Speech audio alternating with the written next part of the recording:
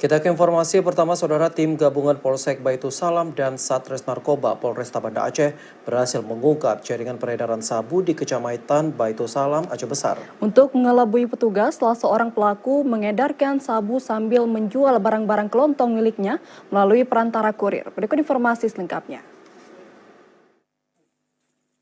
Usai melakukan pengembangan, tim gabungan Polsek Baitu Salam dan Satres Narkoba Polresta Banda Aceh langsung menuju kediaman RF.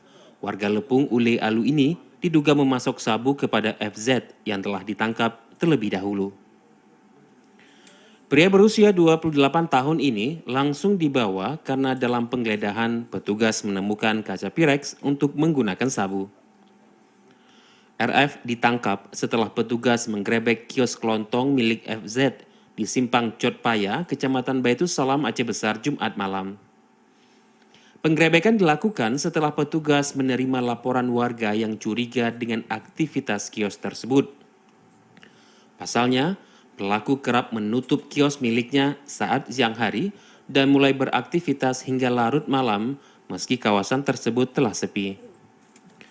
Dalam penggeledahan, petugas menemukan barang bukti 3,27 gram sabu yang telah dipecah dalam 3 paket dan siap diedarkan.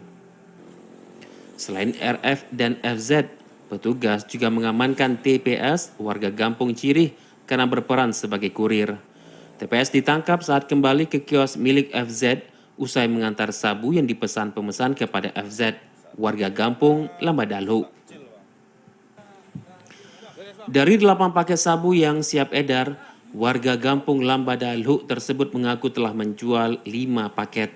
Untuk mempertanggungjawabkan perbuatannya, ketiga pelaku kini ditahan di Mapolresta Banda Aceh. Ketiganya dijerat pasal 112 ayat 1 Undang-Undang Nomor 35 Tahun 2009 tentang narkotika dengan ancaman hukuman 12 tahun penjara. Dari Aceh Besar, Arman, TVRI Aceh melaporkan.